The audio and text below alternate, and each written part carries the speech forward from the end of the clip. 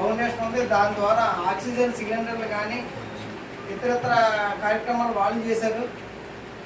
ఏ పేషెంట్కైనా సరే బెడ్లు ఏర్పాటు చేయటం, అదేవిధంగా మెడిసిన్స్ వాళ్ళు బయటకు వచ్చిన తర్వాత కొంతమంది పెద్దలను పెట్టి కొంచెం వాళ్ళకి ఆర్థిక సహాయం చేయటం, ఇలాంటివి ఎన్నో చేసాం.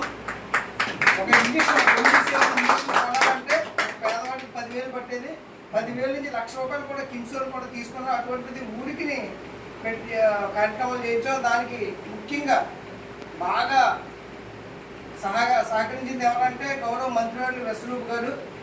చెప్పడం పాపం, మెసేజ్ పెట్టడం పాపం, వెంటనే బెడ్లు లేవంటే ఎలాగైనా చచ్చిపోతారు, ఏదో చూడాలంటే ఎక్కడో చోట ఏదో హాస్పిటల్లో అకామిడేట్ చేసేవారు.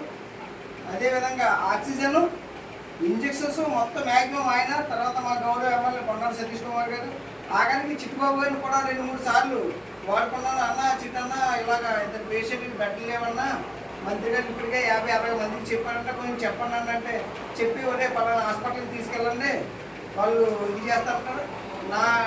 కొంతమందికి బెడ్లు కూడా ఇప్పించలేని పరిస్థితుల్లో చనిపోయారు. నేను కృష్ణపూర్ నుంచి ఒక వ్యక్తి బెడ్ ఇప్పించండి ఎక్కడో ఎలాగో చూడండి అంటే ఎక్కడ బెడ్ లేక చనిపోయారు.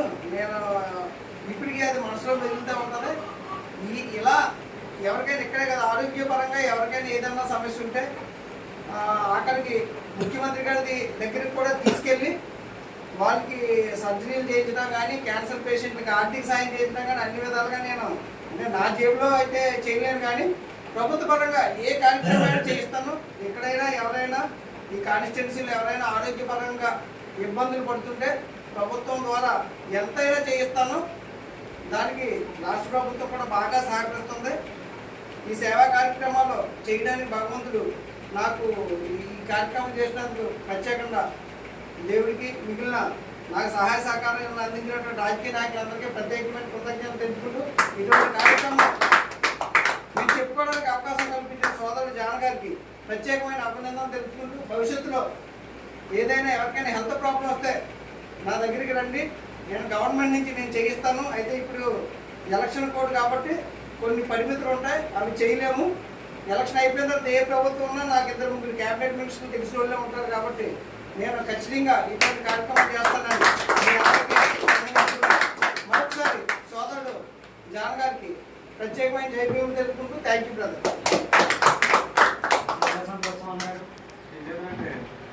ఈ యొక్క వేదిక, గోవా టూరు ఇలాంటి గొప్ప వ్యక్తులు